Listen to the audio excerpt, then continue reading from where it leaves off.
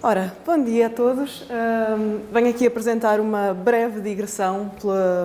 pelos fundos comunitários aplicados em Portugal no quadro 14-20, mais concretamente para a educação e mais concretamente ainda para uma política educativa em particular, que são os planos integrados e inovadores de combate ao insucesso escolar, que daqui em diante na apresentação eu irei designar só por PICI ou por planos. Temos estado a desenvolver este trabalho na Universidade de Aveiro, eu, juntamente com a colega Joana Duarte, aqui presente, e com o professor João Lourenço Marques. Uma breve contextualização, que será de conhecimento mais ou menos geral sobre aquilo que são os quadros financeiros plurianuais, que são uma constante na vida, na economia, na governação de cada Estado-membro da União Europeia, que têm bastante permanência, têm algumas mutações para melhor responder algumas necessidades, algumas prioridades mais conjunturais, mais evidentes. O impacto destes fundos, há estudos diversos, uns que apontam para um impacto bastante positivo, outros não tanto, apontando para algumas assimetrias que permanecem. Por outro lado, há impactos substancialmente mais difíceis de medir, designadamente aqueles sobre as redes de governança, sobre as relações interinstitucionais, que também são parte dos objetivos dos fundos estruturais. No entanto, há um consenso em torno desta noção de que os fundos representam um valor acrescentado. Em Portugal, o FEDER, o Fundo Social Europeu, são dominantes, designadamente na política educativa, são os únicos dois fundos, sendo o Fundo Social Europeu particularmente dominante. Claro que, como nos restantes Estados-membros, as taxas máximas de cofinanciamento são diversas, obedecendo aqui a vários níveis, consoante o nível de desenvolvimento de cada região, medido, por sua vez, pelo PIB per capita. Esta distinção é necessário ter em conta depois quando olharmos para o mapa, para a georreferenciação, para os vários mapas que temos com a georreferenciação destes planos, uma vez que não podemos olhar para a região de Lisboa da mesma forma que olhamos para o norte, para o centro, para o Alentejo. Passando à educação, muito brevemente, tem sido mais ou menos reconhecido que os fundos estruturais, mas também as próprias orientações supranacionais, europeias, mas não só, têm tido um efeito bastante positivo sobre os indicadores portugueses de desempenho educativo, de sucesso escolar, designadamente na educação ao longo da vida, no ensino superior, mas particularmente no abandono escolar precoce, que não há muito tempo tinha taxas assustadoras e o caminho tem vindo a ser trilhado para diminuir. Esta taxa tem sido impressionante.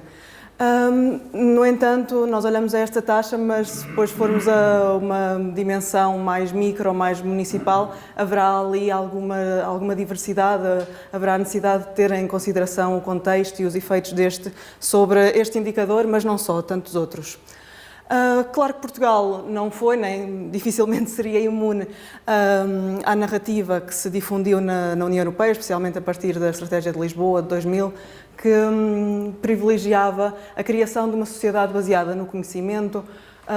onde ganhava centralidade este conceito de capital humano, essencial para a criação e reforço de economias competitivas e coesas, ainda que possa ser argumentado que há aqui algum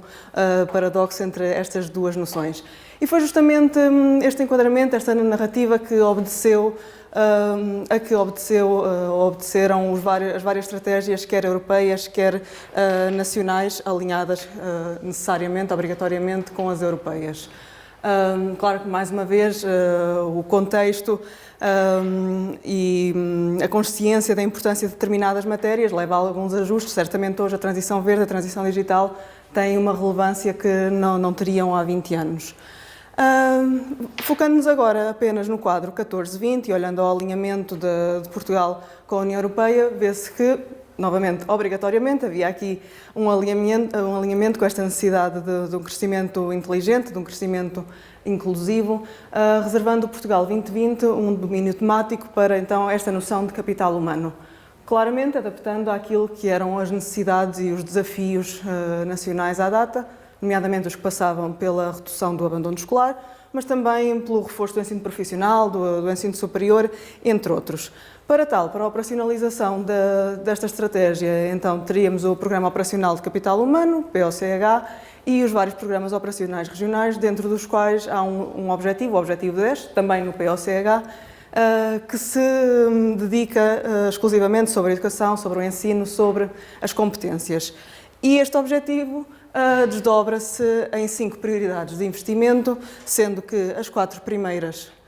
são financiadas pelo Fundo Social Europeu, a última pelo FEDER, uma vez que foca as infraestruturas e não tantas outras dimensões mais intangíveis. Se olharmos apenas aos programas operacionais regionais, e é isto que aquelas percentagens ali laterais representam, o FEDER acaba por ser dominante em termos de cofinanciamento, não em termos de número de operações. Se adicionarmos aqui as 3.000 e muitas operações do POCH, todas elas financiadas pelo Fundo Social Europeu, então confirma-se que o Fundo Social Europeu de facto é dominante aqui no apoio às políticas educativas, às reformas educativas em Portugal. Estas 5 prioridades podem ou não estar presentes em cada um dos programas operacionais regionais, nem todos os programas respondem a todas as prioridades. Este gráfico que aqui apresentamos tem a diversidade por número de operações e a distribuição por número de operações em cada prioridade de investimento, sendo que é no PO Norte que temos mais operações voltadas para a prioridade de investimento 10.1, aquela de combate ao abandono escolar, onde se enquadram então os planos inovadores de combate ao insucesso escolar que eu referi há pouco e que será o nosso objeto de estudo posterior e que compreende esta prioridade de investimento 10.1 compreende não só estes planos, mas também outras iniciativas, outras ações, muitas delas que privilegiam mais a lógica da coesão, da inclusão e não tanto da competitividade, se é que podemos fazer aqui esta distinção. Mas isso é mais claro nestes planos, mas também nos territórios educativos de intervenção prioritária. Passando então concretamente aos planos. Nós usamos as bases de dados dos vários POs, recolhemos 219 operações, 219 planos, sendo que este é o nosso número final após termos excluído um número residual de meia dúzia de operações em que a entidade beneficiária eram centros de formação, eram agrupamentos de escolas, uma vez que apenas nos interessava aquelas cuja entidade beneficiária seria ou os municípios ou as comunidades intermunicipais. Ficámos então com 219 operações. Olhando ao peso que os PICI têm, quer no objetivo 10 mais geral, ou seja, no conjunto daquelas 5 prioridades, quer na prioridade 10.1, vemos que se olharmos apenas aos 4 POs onde há este programa, uma vez que tanto o Algarve como as regiões autónomas não têm este programa, vemos que os PICI representam 10% do cofinanciamento do objetivo 10. Se olharmos à prioridade 10.1 de combate ao abandono escolar, acabam por representar pouco mais de 40%, 42,8%. Sendo que, claro, há aqui alguma diversidade regional. No centro, por exemplo, os PICI dentro da prioridade 10.1 representam mais de metade do cofinanciamento, ou seja, se olharmos para trás para aquelas várias operações incluídas na prioridade 10.1, mais de metade no centro são aquela laranja, os PICI, sendo que o restante pode ser distribuído por 2 ou 3 outras daquelas operações. Portanto, no centro, naquilo que concerne o abandono escolar, estes planos são dominantes no que diz respeito ao financiamento, não ao número de operações.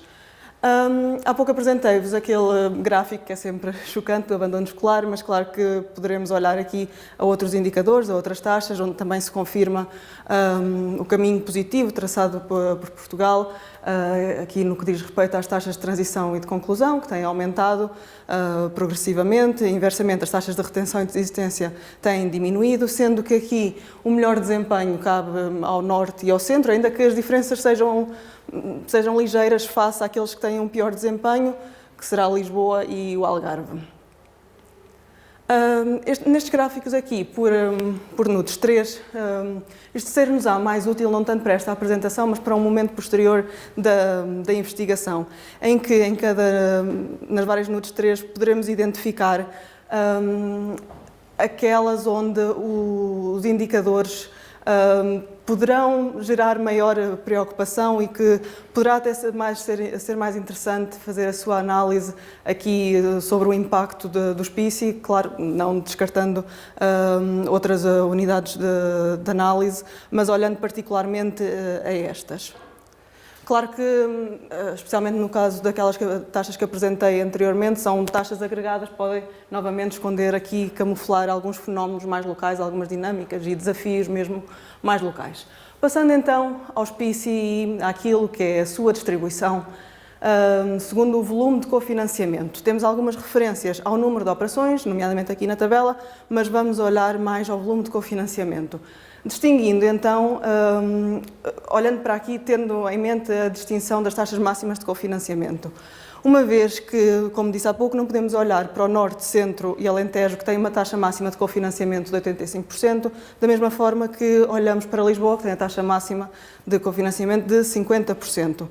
E assim sendo, temos o Norte claramente dominante, não só em volume de cofinanciamento, mas também em número de operações. Há aqui esta associação. Surgindo depois então o Centro, o Alentejo e então depois Lisboa, em que a taxa máxima de 50% tem influência então sobre este valor. Um outro dado importante a ter em consideração, e depois nós iremos fazer este desdobramento, é que a entidade beneficiária dos PICI, que concorre assim aos vários editais sobre estes, pode tanto ser o município como a comunidade intermunicipal, havendo regiões em que há uma coabitação, de alguma forma, das duas modalidades de PICI, em que a entidade beneficiária é a comunidade intermunicipal e em que são também os municípios, ainda que respondendo a editais diferentes. Depois temos outras regiões em que, por exemplo, o Centro, temos apenas as comunidades intermunicipais como beneficiárias do cofinanciamento para estas operações. O que não significa que no Centro